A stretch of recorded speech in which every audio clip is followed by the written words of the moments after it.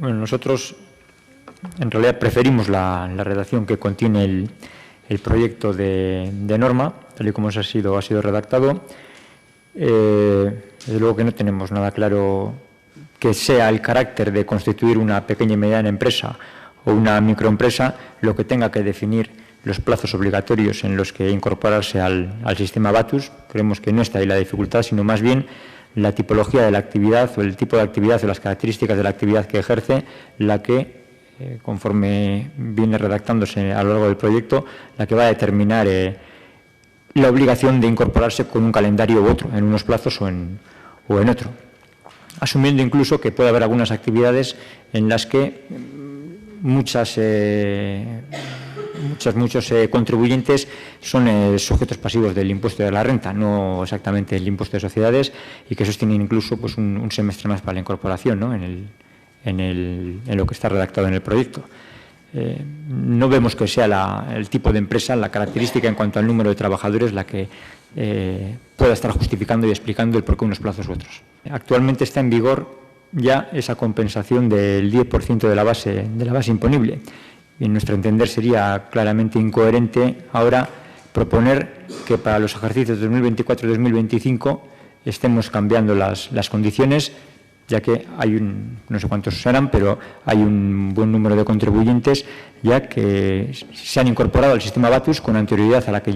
llegase la fecha en la que existía la obligación conforme los calendarios todavía en vigor, y la compensación que han tenido es del 10% de la base imponible, ¿no? En ese sentido no vemos adecuado cambiar, porque no hacemos más que trasladar 2 años más adelante los calendarios, determinados calendarios. El hecho de que luego algunas entidades realicen operaciones de forma esporádica o el número de operaciones que realicen sea escasa,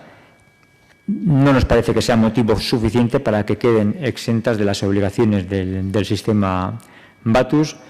Nos parece muy claro que tienen que cumplir con determinadas obligaciones, por ejemplo, llevar los libros registro de operaciones económicas, de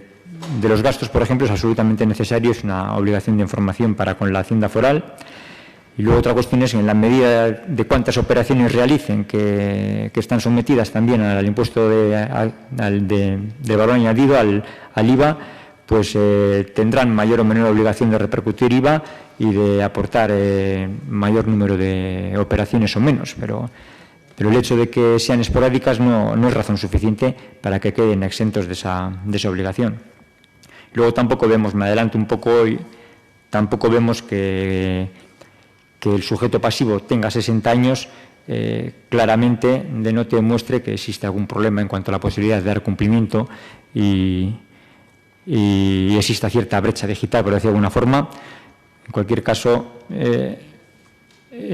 que el planteamiento que se está realizando lo entiendo y es acorde luego al artículo 4, que hace referencia al impuesto de la renta. No sé si tiene tanta aplicación en el impuesto de sociedades, porque las sociedades no tienen esa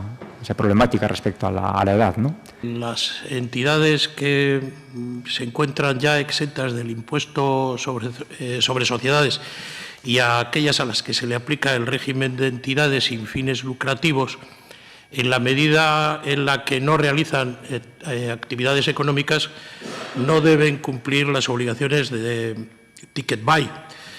pero sí deben cumplimentar los libros de registro de operaciones económicas, ya que se supone en ellos una obligación de información para con la Hacienda. Por tanto, estaríamos dentro de una información más de tipo censal. En cuanto a las entidades parcialmente exentas, pues algunas de ellas ya se encuentran exoneradas de BATUS en la medida en la que realizan una serie de actividades que se encuentran exentas de IVA. El resto de los casos, y al no tener obligación de repercutir el IVA en las entregas de bienes y prestaciones de servicio,